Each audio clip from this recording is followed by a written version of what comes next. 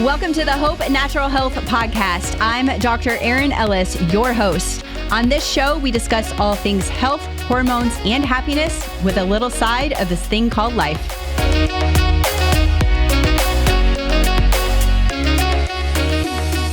Hey everyone, and welcome back to the podcast. Today, I'm going to dive into a topic that's becoming more and more relevant to our everyday lives: microplastics. These tiny little particles are everywhere, from our food and water to the air we breathe. And while avoiding them completely is literally impossible, there are steps we can take to reduce our exposure and help our bodies detox naturally. So let's take a closer look at how microplastics might be impacting our health and what we can do about it. First, let's talk about what these microplastics actually are. They are plastic particles that are less than 5 millimeters in size, which is so small, they're often invisible to the naked eye. And here's the kicker: they've infiltrated nearly every aspect of our daily lives. We're finding them in our food, our water, and even our air. So, like I mentioned before, we can't fully escape them, but understanding the sources of microplastics is the first step to reducing our exposure and supporting our body's natural detox processes. So let's look at some ways we can minimize the impact of microplastics in our lives. First, we can filter our water. Drinking clean water is essential, so I recommend investing in a high-quality water filter that removes microplastics. And as tempting as bottled water might be, it often contains microplastics too, so try to avoid bottled water whenever possible. One of my favorite filtration systems that I have in my house as a countertop is called an AquaTrue. Another good example would be like a whole house filtration system or even an RO system. These will likely all remove microplastics. Second, opt for glass or stainless steel. So when it comes to food storage and drinking vessels, we want to make sure that we choose glass or stainless steel over plastic. Plastic containers release the microplastics, just like we mentioned in the bottled water, especially though when we expose it to heat or even long wear. So if you're overusing plastic, it's going to become damaged, and those little plastic particles are now in our food or even our water. And again, this goes back to how it's so hard to avoid because a lot of food products that we get at the grocery store are in plastic. But even if I get something, say like a microwavable dish, ready to make meal, I'm putting the food that's in the plastic in a glass bowl and heating it that way. So that's a good little tip for you. Next would be to avoid the single-use plastics. So like plastic straws, the disposable cutlery, these are so bad for our environment and also contribute to this microplastic exposure. So switch to reusable options. Use reusable bags, containers, and even utensils. Next would be to choose fresh, unpackaged produce. So this is hard to do, but buy produce without the plastic packaging. I don't know how, you could go to the farmers markets and pick or whatever, but sometimes we're limited to those options. But the plastic and food packaging can shed the microplastics into our food. And here we go again. We're now ingesting it into our body, and we don't want that. Be mindful of your clothing. So your clothing makes a big difference in this. Many synthetic fabrics like polyester and nylon shed microfibers or plastics when washed. So choose natural fibers like cotton, wool, linen. These can reduce the number of microplastics in our clothing and our environment. An organic clothing company that I'm really enjoying is called PACT, P-A-C-T. There's several others that don't have these synthetic fibers and fabrics in them. Next would be to use natural personal care products. So some personal care products contain microbeads or come in plastic packaging. Here we go. Sometimes it's hard to avoid. So we want to look for natural plastic-free options when possible. And remember, again, that whatever you put on your body is going to affect your health overall. We want to make sure we're vacuuming and dusting regularly, everybody's favorite chore. but these microplastics can accumulate in our household dust. So regular cleaning can help reduce the buildup, especially in areas like carpets or in our furniture. I want to add to this, consider getting like an air filtration system, like an air doctor. I love mine. I have one in the living room, one in the bedroom, and you would be amazed at the amount of gunk that this thing gets out of the air that I would otherwise be breathing. It's fascinating. Another tip would be to support plastic-free initiatives. So you can support local businesses or, universal businesses that prioritize plastic-free packaging and products.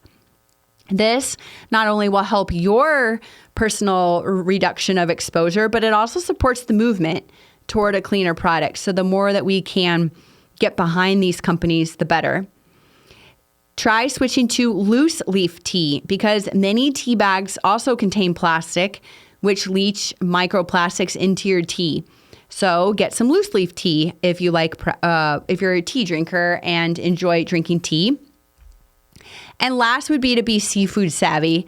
So certain seafood, especially shellfish, may contain higher levels of microplastics. So do your own research, choose more sustainable options with lower contamination levels. Next, we're going to talk about how we can support detox from these microplastics. Because again, they're hard to avoid. We're going to be in contact with them. So let's learn how we can support detox of it. So here are some strategies. First, stay hydrated. Plenty of that filtered water. We want to make sure that it's filtered is essential for supporting our kidneys and helping our body eliminate toxins through our urine. Next, eating fiber-rich foods. Fiber is so important for us to bind excess toxins and move them through our digestive system. So incorporating more foods like vegetables, beans, legumes, avocados, artichokes, fruits, even some whole grains like oats are great sources of fiber. Consume detoxing foods. So there are certain foods that can help support the liver, which plays a role in detox. So cruciferous vegetables like broccoli, cauliflower, Brussels sprouts, kale, those leafy greens, kale, chard, garlic, and cilantro, even onions. Like these are super awesome for your liver and help support detox pathways. We want to help our gut. So a healthy gut microbiome is very, very, very important for detox. So probiotic-rich foods like yogurt, kimchi, sauerkraut can maintain a healthy gut. Or we might want to add in a high-quality probiotic.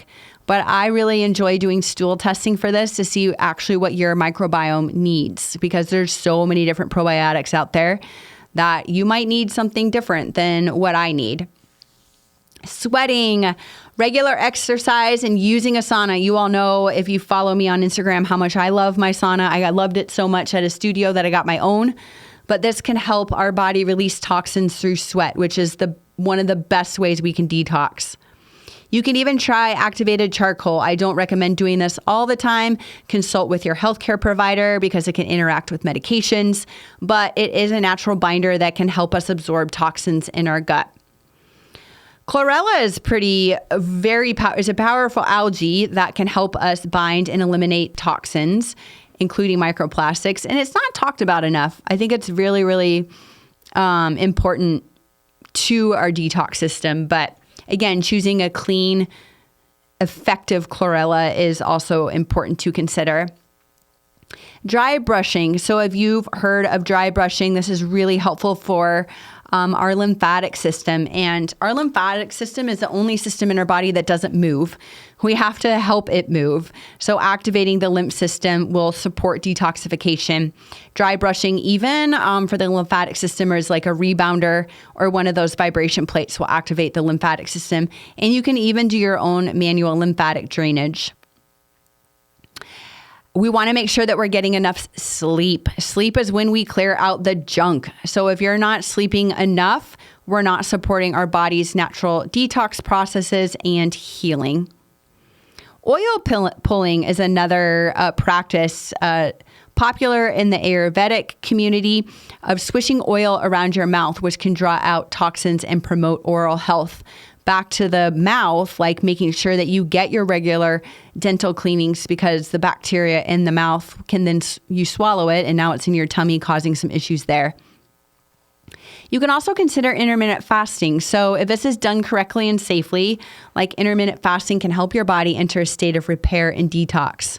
This is also a case-by-case kind of a personal thing, what works for you. But, most everyone should be able to do a 12-hour fast safe. And that is, enough time for your body to enter a state of repair and detox. So say I believe I have a podcast on this somewhere, but you eat dinner at 6 o'clock and you wouldn't eat again until 6 o'clock in the morning. So that's a good 12-hour fast.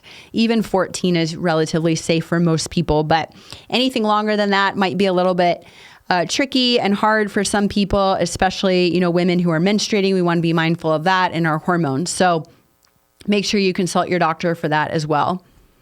So some of these strategies can be super helpful in supporting our body's detox process, but the key to long-term health is to really focus on reducing our exposure to these microplastics in the first place. Our bodies truly are resilient, and if we give or have the right lifestyle choices, we can really minimize the impact of these harmful substances. So it's making small, conscious changes in our daily life that not only protect your health, but also contribute to a healthier planet. If you're concerned about microplastic exposure or want personalized guidance to support your detox, I highly encourage you to work with a qualified healthcare provider. There's lots of testing we can do to see your plastic exposure. I've done it several times on myself. And the first step starts with, being aware and trying to reduce your exposure. So thank you for tuning in today. I hope you found this information helpful. Don't forget to share it with your family and friends and leave us a review. I would very much appreciate it. Take care, and I'll see you again next time. Thank you so much for listening. Make sure to like, share, subscribe, and leave a comment below. And if you haven't done so, please be sure to give us a rating on your favorite podcast platform. Join us weekly as we inspire you to be your best version. For more, follow me on Instagram at dr.erinellis. Until next week, you got this.